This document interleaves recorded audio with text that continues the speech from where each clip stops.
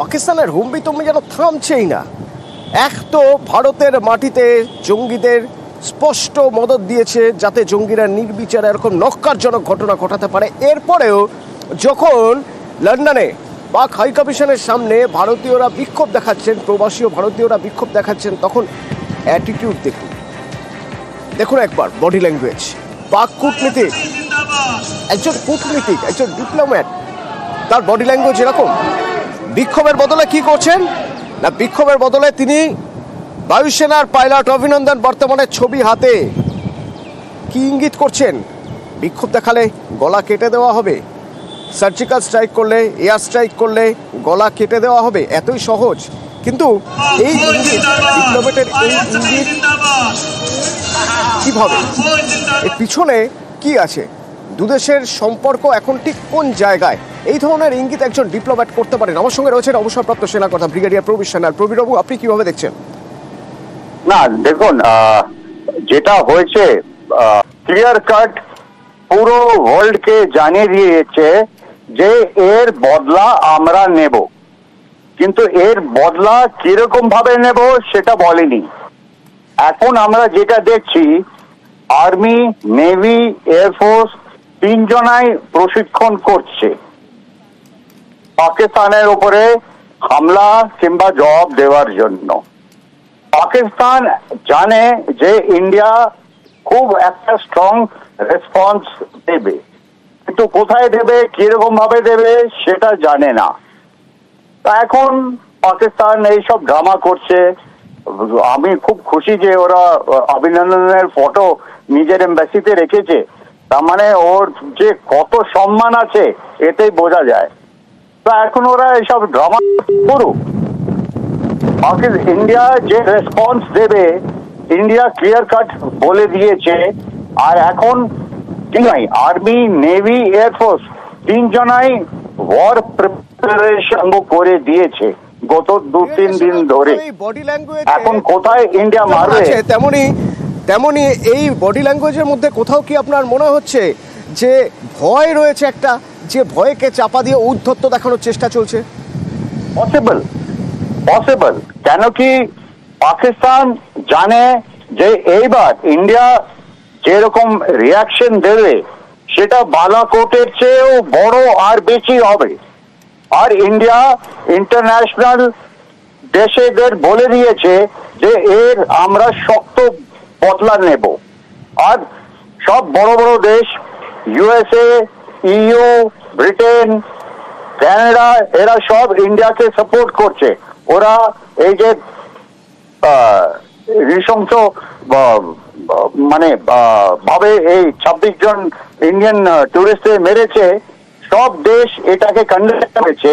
আর ওরা চুপচাপ বলছে যে ইন্ডিয়া যে একটা রিয়াকশন করবে তার জন্য আমরা প্রস্তুতি আছে আর আমরা সেটা অ্যাকসেপ্ট করছি। তা এখন দেখা যাক ইন্ডিয়া কিরকম ভাবে করে।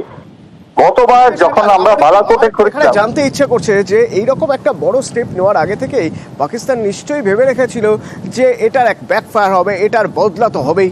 তো সেক্ষেত্রে তারা কতটা প্রস্তুত হয়ে আছে বলে আপনার মনে হয়? দেখুন, পাকিস্তানের যে আর্মড ফোর্সেস এর যে সাইজ, ওটা ইন্ডিয়ার 10 ভাগের 1 ভাগ। এটা পাকিস্তান জানে।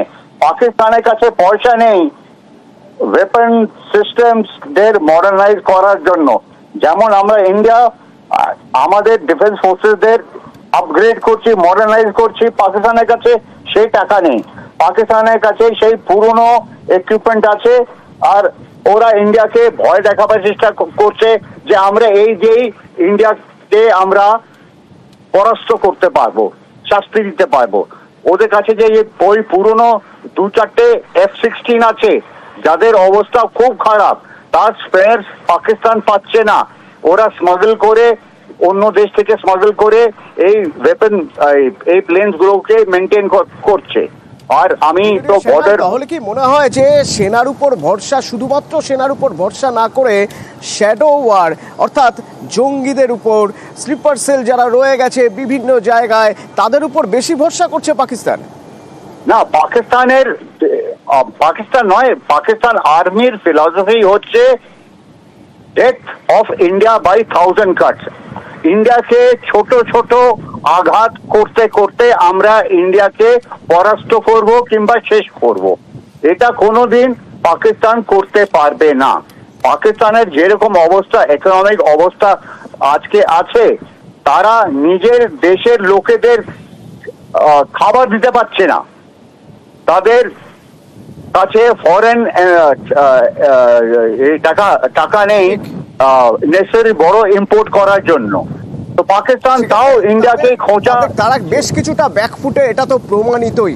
ধন্যবাদ ব্রিগেডিয়ার সান্যাল। আমার সঙ্গে আন্তর্জাতিক সম্পর্ক বিশেষজ্ঞ অনিক চট্টোপাধ্যায় রয়েছেন। অনিকবাবু, লন্ডনের বুকে দাঁড়িয়ে একজন পাক ডিপ্লোম্যাট, কূটনীতিবিদ, তিনি অভিনন্দন বর্তমানে ছবি দেখিয়ে যারা বিক্ষোভ দেখাচ্ছেন সেই বিক্ষোভকারীদের বোঝানোর চেষ্টা করছেন যে এয়ার স্ট্রাইক বা এরকম কিছু হলে গলা কেটে দেওয়া হবে। ডিপ্লোম্যাট মানে তো যারা টেবিলে বসে অনেক বড় বড় সমস্যার সমাধান করেন, বিভিন্ন দেশের এই ডিপ্লোম্যাটদের তো সেই জন্যই রাখা হয়। একজন ডিপ্লোম্যাটের এই ধরনের অ্যাটিটিউড কোথাও কি অ্যাডামেন্ট নাকি কোথাও ভয় পেয়ে, কি মনে হয় বলুন তো? আমি বলবো দুটোরই মিশ্রণ।